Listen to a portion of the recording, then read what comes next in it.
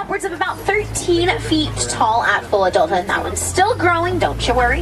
They're also going to differ from other types of elephants due to the shape of their ears.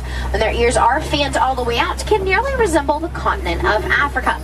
They're also going to start flapping their ears back and forth in a slow fanning motion. That's going to cool their body temperature down by about 15 degrees. Most people are aware that one of the very main dangers that faces elephants out in the wild will be due to illegal poaching for their ivory tusks. However, there is another human-elephant conflict that is due to the dangerous mining practices of the metallic ore. This metallic ore is known as coltan. It's used to curate devices such as radios, tablets, and cell phones. Currently, mining practices for coltan do release very harsh toxins and chemicals out into African elephants' living environments, making it extremely hard for them to breathe in sustainable and clean air. So what us as humans can do is start recycling our electronic devices at the end of their lifespan. That way we can reuse those coltan ores, diminishing those dangerous mining practices out in the wild, giving those beautiful, majestic creatures a better chance of survival. On their own, without any danger faced in front of them, African elephants can live about 65 years. So we'd love to be able to give them the chance to do so. Baobab trees like this one over here to the left-hand side going to be leafless roughly about 9 months out of the year. That way it can focus on storing that 30,000 gallons of water that it is meant to.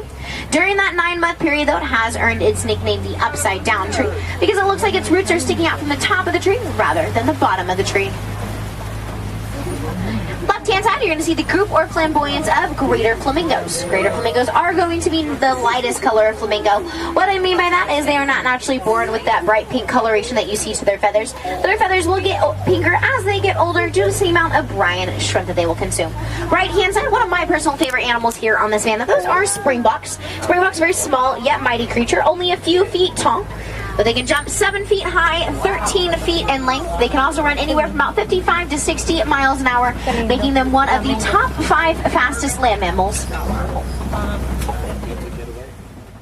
White rhinos.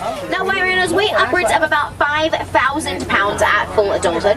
They're also going to have more of a wide rim, square-shaped mouth. Their body size as well as mouth shape, main differences between them and other species of rhinos. You're also going to see that mud wallow just directly behind them.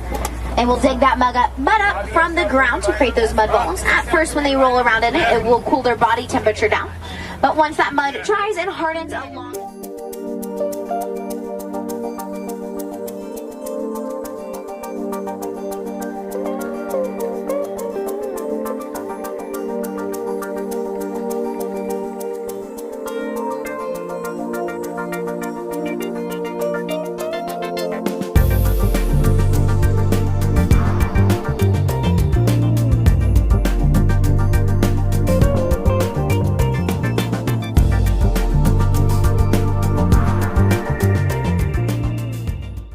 known as a confusion. Nobody really knows why the herd name is referred to as a confusion, so that on its own is a little confusing. Well, giraffes can run about 30 miles per hour. That's kind of demonstrated right there. You're also going to see an Ankole cattle to the right-hand side, the really big cows with some really big horns. Ankole cattle's horns can grow to be about 36 inches in length. Each horn can also weigh about 18 pounds. There's a honey-like comb structure in the Ankole cattle's horns that will act as their central EC system, helping pump blood to the tip top of their horns and back down throughout the rest of their body.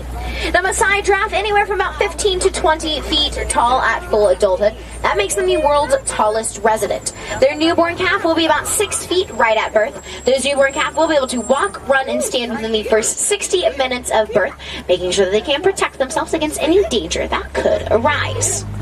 Giraffes eat upwards of about 19 to 21 hours a day. Again, they have that very similar lengthy prehensile tongue that they share with the okapi.